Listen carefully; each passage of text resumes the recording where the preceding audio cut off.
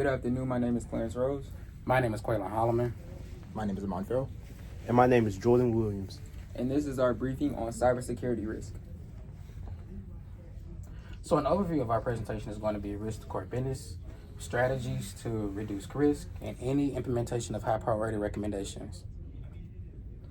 So for risk to core businesses, there's going to be a leak of consumer data to third parties. That data may include generation, distribution, and account credits. There's also going to be a compromise of internal information as it relates to access control. There's also going to be a halt in business operations dependent on the method of compromise. There's also going to be a loss of reputation. It's also limited but not also included but not limited to decline of consumer trust and a question of integrity. There's going to be a loss of revenue, and that money is going to be spent to mitigate all vulnerabilities, fines as a result of violation of regulations and compliance. And revenue projection is also dependent on the recovery period, whether that recovery period be 3 months, 6 months, or 12 months. And last but not least, there's going to be a loss of resources, which results into an inability to push energy back into an energy grid. As far as our strategies to reduce these risks are ensuring that all sensitive data is encrypted and inaccessible, prevention of script injection, as well as server-side data storage.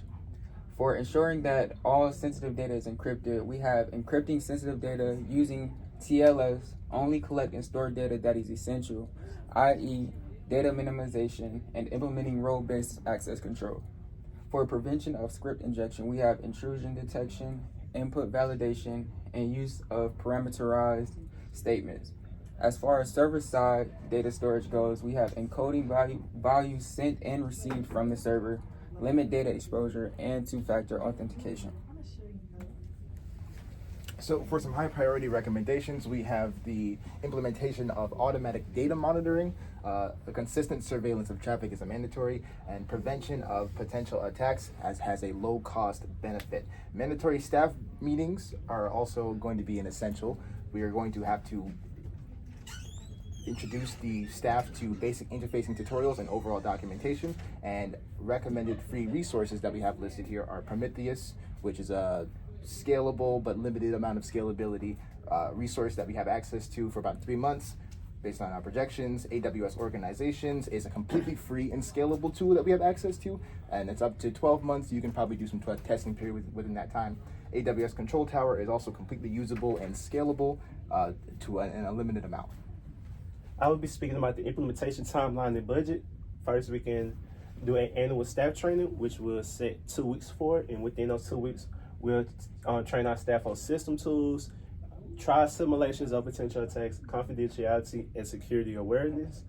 Configurational tools that would take a span of 3 weeks, and where we would set up time, troubleshooting period of the new tools, and additional 12-month test period of tools listed, such as AWS Organizations and AWS Control Tower.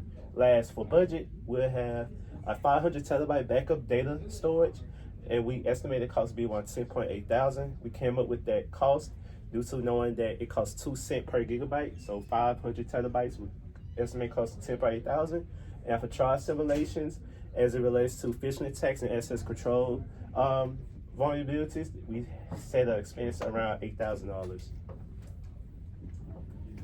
So to review a final summary as to what we covered today, a risk to core businesses, the business representation, the breach and sale of data, and the resource exhaustion are all at risk when it comes to the core business. Those are very essential. Keep those in mind. Strategy to reduce risk are data storage, code injection mitigations, and encryption. All of these processes will make sure that none of the data is accessible to any hackers who want to access that data.